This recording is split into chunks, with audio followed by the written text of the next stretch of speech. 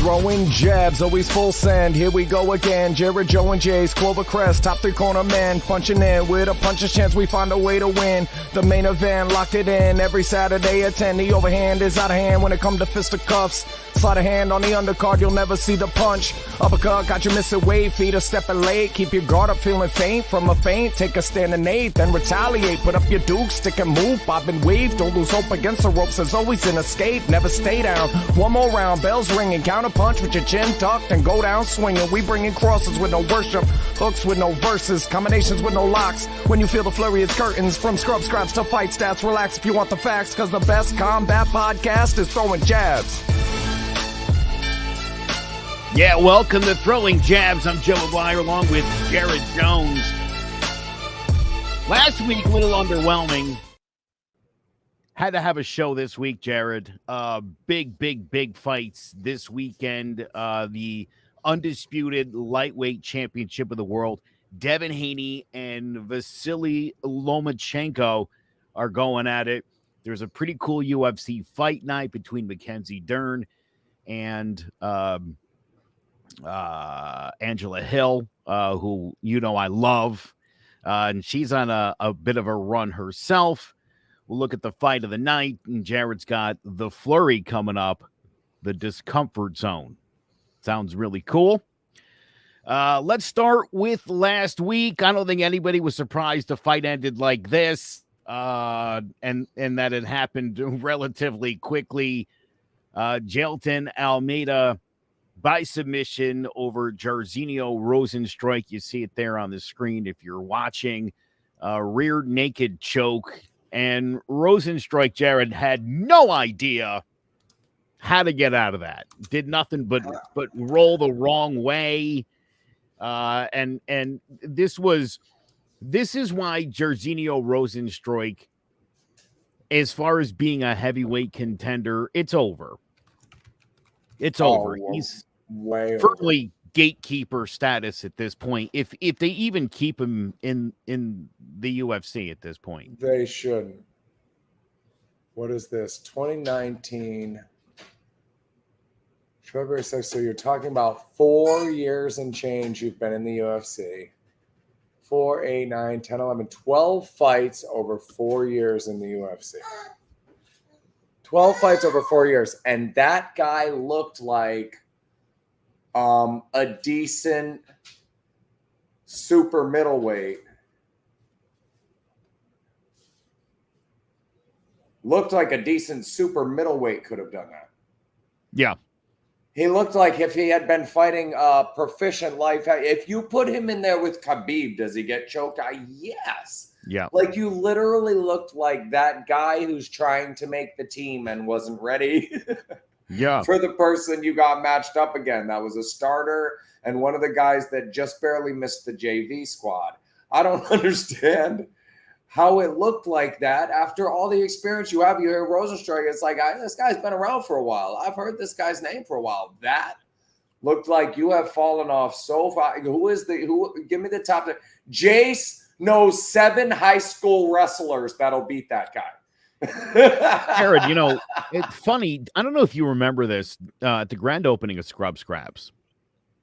I was having a conversation with a couple people, and I don't know the dude's name. This guy came up to me, and I had made the comment that I feel like being good with your hands is the most important thing to fighting. If you can throw a punch hard and hit somebody, I think that's a great place to start. You want to learn the jiu-jitsu and all that other stuff. Great. I think, you know, obviously those skills can help, but I think every man should learn how to throw a punch.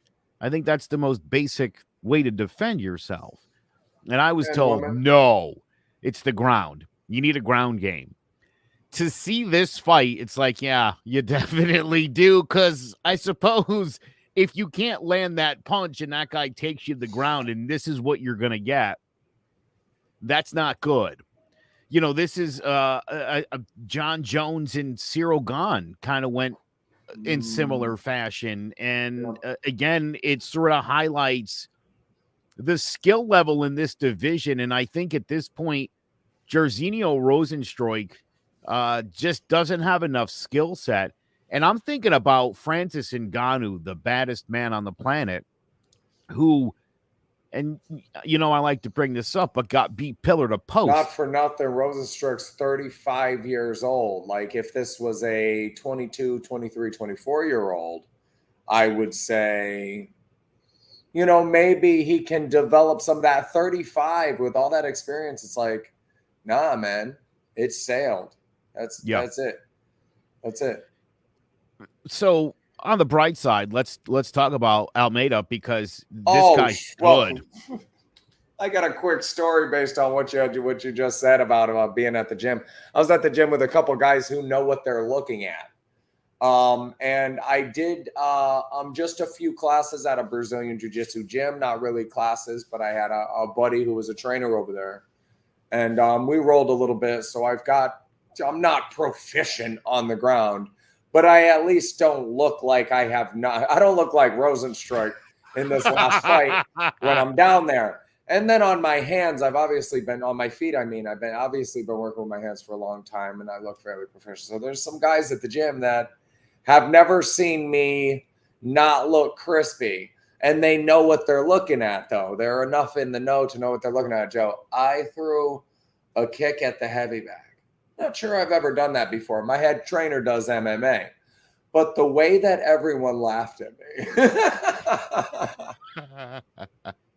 I was just reminded of that, because it's like watching somebody throw a ball with their left hand. It's like, here, my leg came off the ground. Like, yeah, and I have no idea. That is hilarious. No idea. And nobody expected that this guy, that all they've seen is, crispy boxing and seems to have a little ground game, that when you kick it like hell, like this, and that's just something I've never done before. So when you think of MMA and all the different aspects of it, it's like somebody that's done that much combat, and looks like that throwing a kick, it should clue you in on like how hard it is to be well-rounded at this game. I'm really good at one aspect of this game. I have minimal knowledge at another aspect of this game. And there's probably like 7 or 8 aspects if you really want to make the whole, So yeah, 1.2 is where I get out of that 10. And still people think in that setting that there's just levels to this game. And Rosenstruik looks like this game has kind of passed it by. He's not at that level anymore. Who's next for Almeida? And what do you think of this? Cyril Gane. Oh, I love it. Yes, Joe. Yes.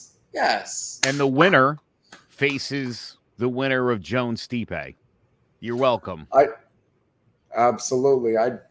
I'd invite that rematch for sure if that's what ended up happening. Gane and Jones. Yeah, I'd invite the rematch because that's a guy that's young enough who's shown improvement over and over and over again. And I doubt even if you throw Cyril Gane in there today, I bet he has something new in his bag of tricks that could help him in that situation. And he's just bone density. He's a bigger guy. I'm picking him if they fight again. Every time they fight, I'm picking Cyril Gane, just so you know. If this is one of those times they fight 5 or 6 times, I'll go over. I'm going to be like Chris Berman picking the 49ers and Buffalo in the Super Bowl every year. Throughout the 90s, like 14 years in a row, this guy said, Bills 49ers, book it. That'll be me. Cyril Gane, all in. All right. Jared, knowing this fight was coming up tonight, again, like, it was important that we talk about this fight. Yesterday was the face-off between Devin Haney and Vasiliy Lomachenko, and here's how it went.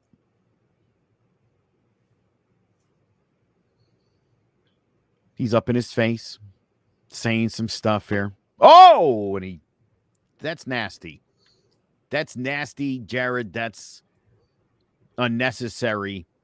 I don't understand what was even happening there at all. There's an investigation. Haney's going to be fined for that. His his whole thing was, what if Loma gets whiplash? What if he's just right not in that? yes, and, come on, dude, what are you doing? I mean, that's a we had one of trash those a move. couple months ago. The kid pushed the dude. It was Tank and Raleigh. Yeah. Remember? And the shove and then backed up between a bunch of old dudes and, hey, punch one of these guys. I don't know. Yeah. Devin Haney's same kind of punk move. 24 years old. He's the undisputed lightweight champion. And you're facing one of the legends of the game. And that's what you do? To what? To try to pretend like you're a tough guy? You're a jabber. You jab people to death. Give me a break. Well, and you're in the type of environment where there's not going to be a chance for retaliation 24 hours from the time that you're going to be trapped in a box for 48 minutes with the guy. That doesn't make sense. I can't reconcile that. And what if some kind of injury happens? Was it Barrios? Maybe it wasn't Raleigh and it was Mario Barrios. A fight that Tank seemed significantly nervous about. And I've heard some arguments here. I mean, conventional wisdom says Haney's bigger. And take Haney. He's just bigger. This is Loma taking the money fight and moving up to do it. And we've seen this happen over and over and over again. Aljamain Sterling in MMA comes to mind. Trying to move up. No, not Sterling. What's the style bender? Oh, Adesanya. Adesanya, yes. Try to move up and looked like the greatest technician in the game and moved up, and a bigger guy is just going to beat you. Some of it's just bone density and size stuff. So conventional wisdom says Haney. But my boxing mind says Haney tries to outpoint and outjab everybody. And this is the best outpointer on the planet in Loma. You are built to fight his game. To beat Loma, Orlando Salidas him. You go in on top of him, you be the bigger man, you back him into the corner, and you make those flashy punches not look like much. I didn't know if Devin Haney really had that in him, but thought he was bigger enough. I don't do this, Joe. This rarely happens to me. If I change a pick, sometimes it's right in the lead up to a fight. And it's still very, very rare. You know how I am. I've got my pick, and it was Devin Haney here. But like an incident at the weigh-in is going to make me change my pick. Yes.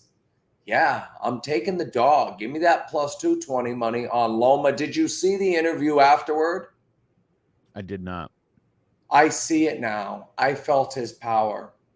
I see it. He was scared, and I felt it so matter-of-factly, so succinctly. You're talking about a guy with 400 amateur fights who fought for a white world title in his first professional fight. Mind you, he lost one of those amateur fights. I mean, you know how.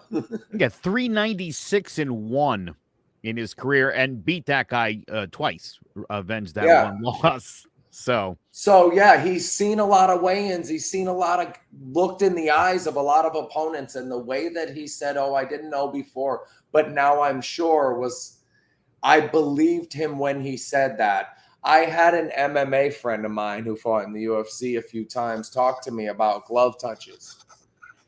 Your glove touch, even if the other person doesn't jump on you and try to use that as an opportunity where they've seen your arm at full extension. They've seen your size, whether they're conscious and cognizant of it or not.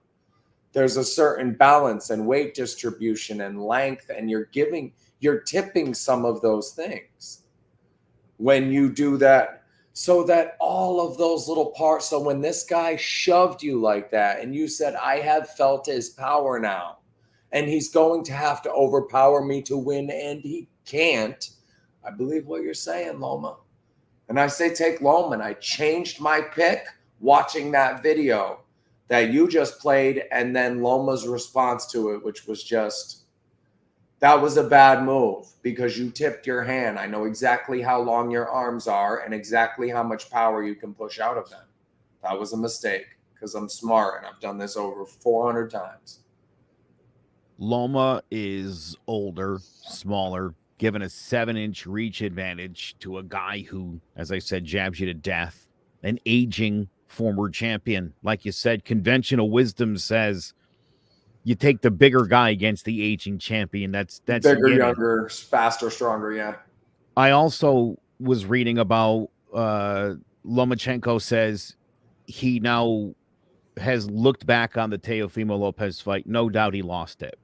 And he knows why he lost it. And he said that was a great moment in his life because he felt his ego was out of control. And obviously went and spent some time in Ukraine, literally killing people to defend his homeland. Since that fight, this guy has 3-0. He's looked pretty fantastic in the fights. I think this guy is a legend, a next level kind of fighter. And I do think that he will outpoint Devin Haney in a close fight. And I think he wins it. I like the pick. And that's how, and that, I mean, honestly, that's how growth happens in our lives, right? I know a lot of fighters, and I'm telling you right now, there are plenty of fighters. Man, I'm one of them. But I can watch my first fight with Little Chris and say, I could see a draw. I can watch the fight with me and Billy and say, I can see a loss there. You know? But most fighters, ask them about any close fight. Here's what happened. I wasn't supposed to lose. That guy did not beat me. The judges this, the judges that. I won that fight. And sometimes you put so much energy into all that hoopla that you forget to make any growth so that you could have won more convincingly and it could have gone on your record as a win. And the judges could have thought you won instead of just you. And that's what that tells me about Loma. I'm sure that was a close fight. You went back and watched it with an objective eye and think you lost and are interested in making the adjustment. Well, bravo, man. I wish more people were like that. Yeah. Yeah. I mean, that to me, that makes such a difference. Meanwhile, Devin Haney, last 2 fights, obviously beat George Kambosos Jr. in back-to-back fights, wins the championship, defends the championship. Why Kambosos even had a rematch was beyond me. The first fight and the second fight. He didn't need that. It was one of the stupidest rematches that's ever been made, and George Kambosos should go back to being a sparring partner to good fighters or whatever he was doing beforehand. This is a big step up for Devin Haney, whether people want to admit it or not. I mean, this is it. This is the pinnacle for him. And I think part of the reason why he behaved that way yesterday, he also went on a little rampage of, much like Bernard Hopkins, a white boy's never going to beat me 10 out of 10 times. It's like, bro, you and Lomachenko, 10 out of 10 times? You think you beat him 10 out of 10 times? You're out of your mind. You're not even living in reality if you think that's the case. Devin Haney also, after being called out for saying something stupidly racist, said he's not a racist, never has been and never will be. Has some black friends, right? Yeah. No, I was guessing. Right. This is something that a stupid person says and then doesn't even have the intelligence to defend himself intelligently. You know, this is a guy who I think is a little nervous, a little desperate, knows there's a, you know, and again, for these young guys, the 1L, it's a life changer. Teofimo Lopez is done. He's done. Different. Just a different guy now. Deontay Wilder destroyed from 1 loss. And I think this is what is weighing on Devin Haney's mind. This idea that if he loses, It's all over. And he's 24 years old. What a stupid way to fight when you look at and you think, you talk about the greatest of all time. What was Mike Tyson, 50-8? Those happen. Even the great Tyson Fury has a blemish on the record. Who's the greatest fighter, according to Floyd Mayweather, who's the greatest fighter he ever fought? I'll assume Canelo, who was oddly like 32-0 at like the age of 24, which I thought was slightly absurd. I'm saying this because it's the record that doesn't matter. If you ask Floyd Mayweather his most difficult opposition, he gives you a guy named Emmanuel Augustus. Oh, yes. And his record when he retired was 38 wins, 34 losses, and 6 draws. Yeah. Yeah, that's the best guy. But, I mean, Courtney Burton, Alex Trujillo, David Diaz, Levander Johnson, Mickey Ward, Floyd Mayweather Jr., John Molina, Teddy Reed, Antonio Diaz. This guy fought. And this is literally a who's list of that weight class. David Toledo. I think he retired Toledo. Ivan Robinson. I'll give you another, hey, when you lose that, your life goes to Billy Collins from the famous wrist wrap fight with Louis Resto. Yep. Where they plastered the wrist wraps, and he took such a beating, and some of it was the beating, but some of it was your first loss is just that difficult to take. Devin Haney in the amateurs, 27-6. So that's not 396-1. Looks like he was 2-2 against Ryan Garcia. Not bad. Lost to Ruben Villa. It's not, it doesn't look great, but yeah, 2-2 against Garcia. Not a horrible amateur record, but he's not Loma. It's not Loma. And your first fight was against Gonzalo Lopez Rodriguez, who was 1-1. And then here's your opposition moving forward: 7-21, 5-23, 6-9, 2-4, and then in your 6th fight, fought a guy with a winning record. Your 14th fight, the guy was 5-19, 36. Dude, there's nobody here. There's not a name I recognize all the way up. How far are we going to go? Juan Burgos. Gamboa past his prime. Linares is good. Diaz. Cambosis twice. Again, I've always said Teofimo Lopez and George Cambosos aren't great fighters. They're not upper echelon guys. Lopez beat Loma because he was bigger. It's that whole, just a bigger guy thing I always talk about. There's weight classes every 7 pounds in boxing for a reason. So I'm not huge on those 2 wins. So what are we looking at is your best win? Aging Linares? Yeah. Joey Diaz? Like, come on. There's nobody there, and Loma fought everybody. That's it. That's 17-2. Do not look at those records and think anything of them, because Loma has been testing himself. And as evidenced by his behavior at the weigh-in, Devin Haney's never been here before. Right on. That's to me, that's it. That's it in a nutshell right there. All right, this fight tonight, 10 o'clock for the undisputed lightweight championship, Devin Haney and Vasiliy Lomachenko. I am so excited about that. And I'm glad that you brought up Augustus, because tonight in the UFC, Angela Hill is fighting against Mackenzie Dern. And this is a really interesting fight in that, like, Mackenzie Dern, I recently learned, Jared, she has been training in mixed martial arts since she was 3 years old. She was off to a fantastic start. Things haven't gone so great of late. She lost 2 of her last 3, 12-3 now, 7 submissions. Excellent fighter. This is a big fight for her, and they moved this fight to be the headliner. Long story, some cancellations, but they moved this. Now, Angela Hill is 15-12, 5 knockouts. She had lost 5 of 6. And we had talked about this on this show, Jared, many, many times. all by decision. 3 of those 6 split decisions. If you could believe that. She's won 2 in a row. This is a big fight for Mackenzie Dern in that if you beat Angela Hill, you're kind of back in the good graces after stumbling a little bit in her last few fights. Angela Hill's no joke, though. And you can bet you're in for a firefight.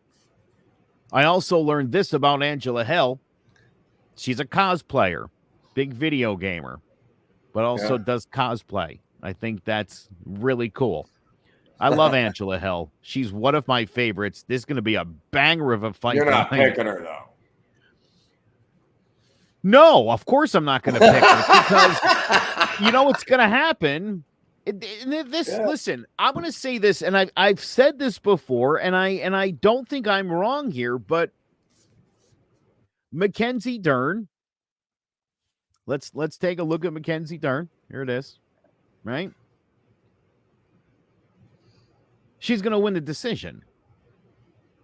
It seems as though the opponent of Angela Hill always gets the decision, and there's a few of those fights I didn't see it that way. I saw Angela winning those fights handily. It's funny. There's a girl I love. Her volume, her number of punches. She's just for what she does. She's one of my favorite fighters. The Tiny Tornado, Tisha Torres, and that's somebody who I thought dominated Hill in their 2 fights.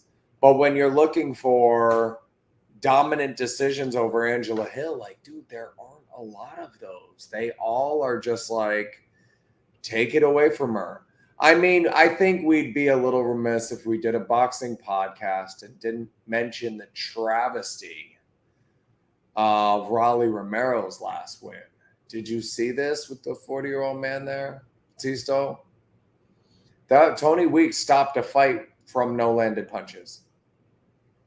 Last week, there were 0 landed punches. He stopped the fight. You got to go back and take a look at it. 40-year-old man, Rolly gives him a warm-up fight for Ryan Garcia. They're both moving up to 140. Rolly lost to Tank. Garcia lost to Tank. That's both of their only loss. We're going to have a setup fight with this 40-year-old man who is a bad dude. Minus 1,200 on Rolly. And this guy was smoking him up on all 3 scorecards. And the first time a flurry was thrown, like 0 landed punches during the flurry that stopped the fight. It's as bad a stoppage as I've ever seen. And I've not had a lot of Tony Weeks times where I was like, oh, this is a horrible ref. But, man, this was the worst stoppage of all time. And the over-under on one of the lines was 9.5. So you're talking about 9 seconds. This guy, so a guy he's supposed to knock out gets stopped 9 seconds before the over hits. There was that Sean Porter fight that his father stopped right before the over was going to hit. And I said, if you saw the line, if I wasn't gambling, I never would have thought it. But I'm looking at it, and like his dad took the under. He knew how far down the kid was on the scorecards. It looked like he tried to finish it in the 8th round. Like they were looking at that time and made a huge bet on the under and tried to stop him. So 9 seconds before the under, and you didn't land any punches, and the refs jumped in and stopped a fight that literally would have destroyed a huge money fight you have coming up down the road. It makes it hard for those people that keep coming around and saying, oh, it's all fixed and rah, rah, rah. This was like, I felt bad for boxing because it's going to be easy for those people to go, hey, it's fixed. Watch this. And that's how it looks. 9 seconds before the over hit, 0 landed punches, fight stopped. And I think that's something about Hill's skill set, that she's not knocking anybody out and not seriously hurting anybody and kind of trading and doing well enough to lose close fights. That was tough, though. I'm just taking Dern. She has better skill set. Yeah, no, of course she does. Of course she does. I'm looking through Angela Hill's fight record, and it goes Carla Esparza, Tisha Torres, Rose Namajunas. This is through 4 fights of her career. Jessica Andrade, Ashley Yoder, Jan Zoxteron, Claudia Gadelia, Michelle Watterson, Ashley Yoder, Tisha Torres, Amanda Lemos. I mean, Angela Hill doesn't fight Loma nobody. Lookabee. What's her name? Loma look Boonme. Yeah. She didn't look like much when Hill beat her, but now she's like established in the UFC. Won 4 out of her last 5 in the UFC. Like, it didn't look like a huge win at the time. It was just getting started. But yeah, like, there are a lot of dude. She's the Emmanuel Augustus of the UFC. Yeah. That's why I was glad you Hands brought it down. up leading into this fight. I thought, what a perfect name to bring up, because if you're going to lose to the best. Lose to Angela Hill. That's what you want to do. You want to go. If you're going to get your name put on a list, yeah. The people Right. Angela Hill lost to is not a bad list to be on. Yep. All right. What do you got for your fight of the night? Because there are some good ones, including on the undercard of that UFC ticket. Edmund Shabazian and Anthony Hernandez are fighting in middleweight. And then there's a great welterweight fight, Jared, between Andre Fiallo and Joaquin Buckley. That's going to be, dude, right? And then at lightweight, Michael Johnson back in the ring. He looked phenomenal in his last fight. He's facing Carlos Diego Ferreira. Could be a good card tonight. A lot of great fights between, and it's great. You know, you don't often get a great boxing weekend filled with a great UFC card, and you're getting both tonight. Absolutely. Yeah, badass. And my puncher's chance was the Terry Harper fight that got canceled. So that's out. So my puncher's chance is going to be the same as my fight of the night. I think it's going to be back and forth. I think they'll stay on their feet. I think a lot of punches will be exchanged. And I like Demopoulos by late stoppage over Carolina. That's your fight of the night. Love it. All right. So make sure you check us out, Throwing Jabs, on all the social medias. Make sure you subscribe to the YouTube channel. You can also visit us online, clovercrestmedia.com/Throwing Jabs. I'm Joe Aguirre. I'm going to bow out. Jared Jones, why don't you give him that? The discomfort zone. I've been working with a lot of members down at Scrub Scraps and doing a lot of sparring. And I have this way of kind of looking at what I'm getting and playing chess, so that if there's something they're not doing right or something they're having trouble adjusting to, I'm going to do that over and over again, even to my own, like until they figure out how to do it. And sometimes that means me getting punched. I'm going to do it over and over again and condition it until they figure a way out or remember the thing that I had just said to them for how to get out of that situation that they're having trouble applying because there's punches flying around. And I have a member who gets so frustrated. I quit. We get to the end of the sparring session, and there's this moment where it's just like, and I see that same frustration happening with everybody else. And we got to talking about that discomfort that happens for this member. And it just occurred to me, if you're doing life right, you're always going to feel that. Because it's that discomfort that's getting, okay, I'm supposed to rotate here and then swing here. And until you do that, it's uncomfortable. And then you learn. So that place where you're uncomfortable is important. You're never going to be comfortable in there. That's what I ended up turning around and saying is you're looking for a certain amount of comfort. And as soon as you're comfortable in that space, I'm going to push the skill level up. I'm going to start doing something new. This is a choose your own adventure. And I'm going to keep pushing the envelope to make you uncomfortable so that your growing process happens. Some people are ready for more power. Some people are ready for more speed. Some people are ready for distancing. Some people are better balanced than others. And I'm going to push you to that part that you're ready for and then let you grow past it into something else. And when that something else happens, I'm going to find that and I'm going to get in there and I'm going to make you uncomfortable again if I can. That's where the magic happens. That's where the growth happens. And if you get to a place where you're comfortable with me, well, then you'll just be able to do whatever you want and you'll be beating me up. And hopefully you're not comfortable with that. And we'll find new, better sparring partners to keep testing you and pushing you forward and keep that growth process happening. That we talk about the comfort zone like it's a place that you're trying to get to. And I think if you're trying to get somewhere, it's the healthy, positive discomfort zone, because that's where the growth and magic really happen. Thank you, Joe.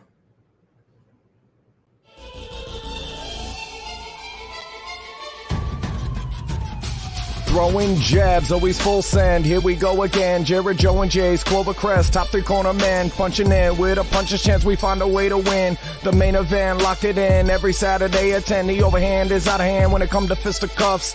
Slide a hand on the undercard, you'll never see the punch. Uppercut, got you missing weight, feet are stepping late. Keep your guard up, feeling faint from a feint. Take a stand and eight, then retaliate. Put up your duke, stick and move, bob and weave. Don't lose hope against the ropes, there's always an escape. Never stay down. One more round, bells ringing, counter punch with your chin tucked and go down swinging. We bringing crosses with no worship, hooks with no verses, combinations with no locks. When you feel the flurry, it's curtains. From scrub scraps to fight stats, relax if you want the facts, cause the best combat podcast is throwing jabs.